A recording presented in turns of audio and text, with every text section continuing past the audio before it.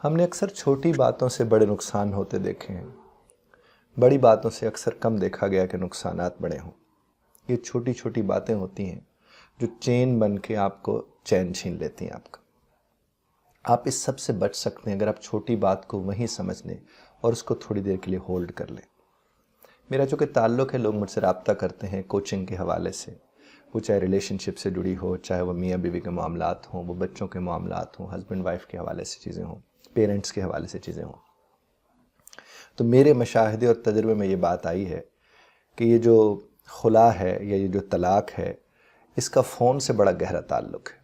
یہ جو ٹیلی فونز ہیں ہمارے، یہ جو موبائل فونز ہیں ہمارے، جب ہر چھوٹی بات کو ایک بیٹی یا بہن اپنے ماں باپ بہن بھائیوں تک پہنچاتی ہے تو اس کا نتیجہ کو اتنا اچھا نکلتے ہوئے ہم نے نہیں دیکھا۔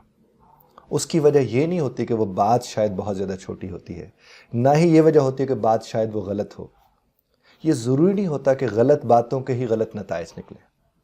اکثر صحیح باتوں کے جب ہم انہیں آؤٹ آف دا کانٹیکسٹ، یعنی ادھر کی بات اور ادھر کی بات چھوڑ کے صرف وہی جملہ چھوڑ دیتے ہیں تو بنیادی طور پر ہم رشتوں کو چھیڑ دیتے ہیں، اور یہ بہت عام ہے ہمارے روزمرہ کے معاملات میں۔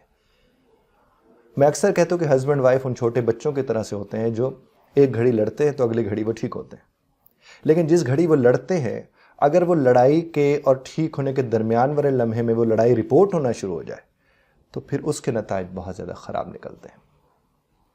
مائیں بیٹھ کر، چونکہ اگر وہ فری ہوں تو بھی اس بات کو دیکھتی ہیں، اگر وہ فری نہ بھی ہوں تو بھی اس بات کو دیکھتی ہیں۔ اکثر ہوتا ہے کہ اگر ایک دن میں بیٹی کا فون نہ آئے تو ماں فون کر دیتی ہے، اور یہ اس خدشے کے تحت کرتی ہے کہ اللہ خیر کرے آج اس کا فون نہیں آیا، پتہ نہیں کیا ہو گیا ہوگا، شاید اس کے فون پہ پابندی لگا دی گئی ہوگی، ہو سکتا ہے اسے فون کرنے کا، ہو سکتا ہے اس کے ہاں اتنے مہمان ہیں وہ آ گئے ہوں، ہو سکتا ہے اس کے گھر والے اس کو فرصت ہی نہیں دے رہے، ہر وقت وہ برتن دھوتی رہتی ہے۔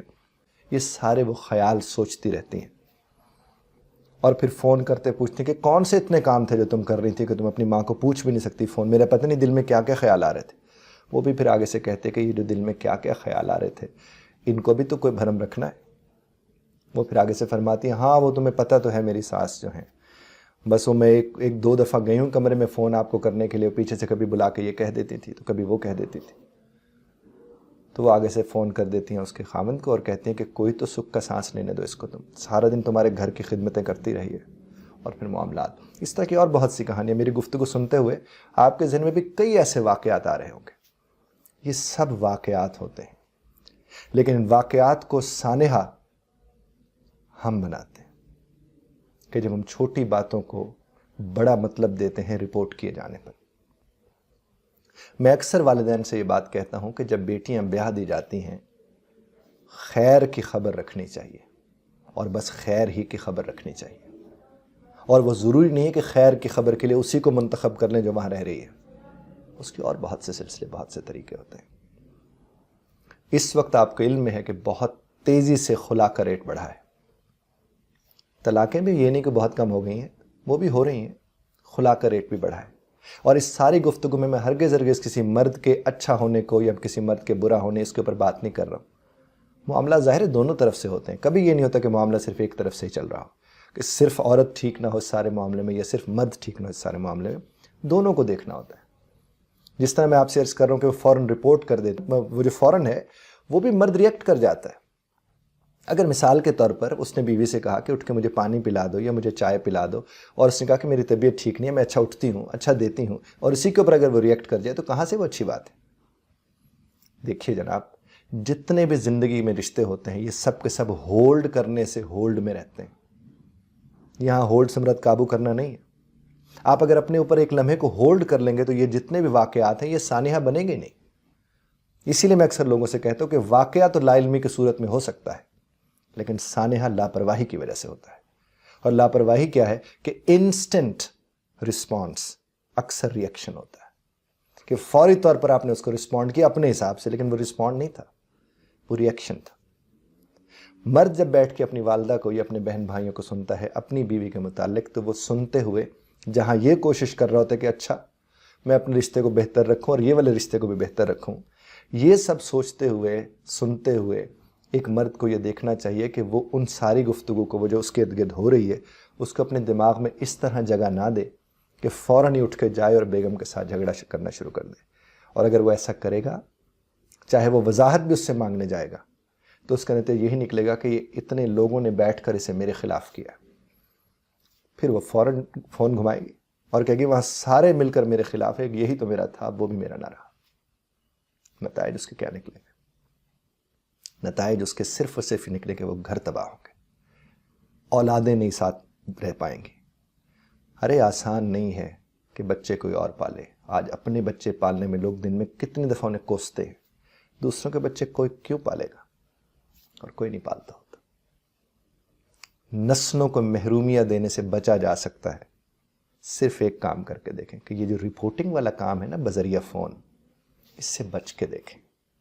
آپ کی زندگی بھی خوشی میں رہے گی، ان کی زندگی بھی خوشی میں رہے گی. اور میں تو اکثر اپنی بیٹیوں بہنوں سے یہ بات کہتا بھی ہوں اور آپ سے بھی اس وقت یہی عرض کروں گا کہ اس بوڑھی ماں کو اپنی پریشانی بتانے کے بعد آپ کیا سمجھتی ہیں کہ وہ خوش ہوگی؟ نہیں ہوگی.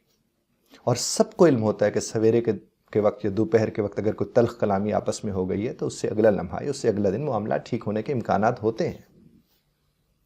لیکن وہ ٹھیک ہونے کے امکانات کو خراب کون کرتا ہے؟ جا کر دونوں طرف سے. اگر خاتون نے کوئی ایسی بات کر دی جو بری لگی تھی صاحب کو تو وہ تھوڑا وقت رک جائیں، بعد میں معاملات ٹھیک ہو جائیں گے. اسی طرح اگر حضرت نے کوئی بات کی اور خاتون کو وہ بات بری لگی تو انہیں بھی تھوڑا وقت رک جانا چاہیے. رہنا تو انہی دونوں نے ہے. جب ان دونوں نے رہنا ہے تو ان دونوں کو رہنا چاہیے. کجا اس کے کہ یہی سوچنا شروع کر دیں کہ یہاں کی بات آئی تھی، فوراً سے پہلے ماں کو بہن کو پتہ چلنی چاہیے. اور میں نے تو ایسے بھی لوگ دیکھے ہیں کہ وہ فوراً سے پہلے اس کو فون کرتے ہیں جس کا پہلے گھر نہیں چل رہا ہوتا، اور پھر وہ ظاہر اپنے حصے کا تجربہ آپ پہ جا کر کرتے ہیں اور آپ اپنا ہر دکھ سکھ اس کے ساتھ شیئر کر رہے ہیں جس کو پتہ ہی نہیں ادھر کی بات کیا اور ادھر کی بات کیا. جب آپ کو آگے پیچھے بات کا پتہ نہیں ہوگا، جس کو کانٹیکسٹ کہتے ہیں یا سیاق و سباق کہتے ہیں، اگر آپ کو اس کا علم نہیں ہوگا آپ کسی کو مشورہ کیسے دے سکتے ہو؟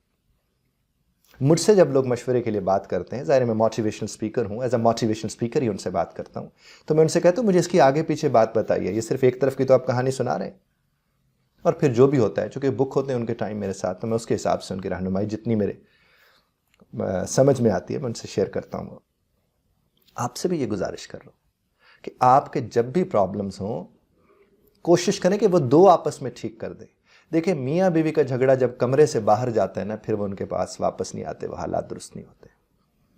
وہ اس طرح کہتے ہیں کہ ایک دفعہ بات جب منہ سے نکل جاتی ہے تو وہ پھر کسی کے ہاتھ میں نہیں ہوتی ہے، وہ پھر دنیا کے ہاتھ میں ہوتی ہے اور ہر شخص اپنے حصے کا مطلب نکال لیتا ہے. بچپن میں ہم دیکھا کرتے تھے، ہمارے بڑے بوڑھوں سے ہم سنا کرتے تھے، بالکل بچپن میں، جیسے ہماری نانی اماں ہو گئی، دادی اماں ہو گئی، یہ لوگ کہتے تھے کہ ہسبینڈ اور وائف کے درمیان جب جھگڑا ہوتا ہے یہ اگر صرف ان دونوں تک محدود رہ جاتا ہے تو بہت جلد ان کی صلح بھی ہو جاتی ہے اور یہ لمبی لمبی اچھی زندگی گزارتے ہیں.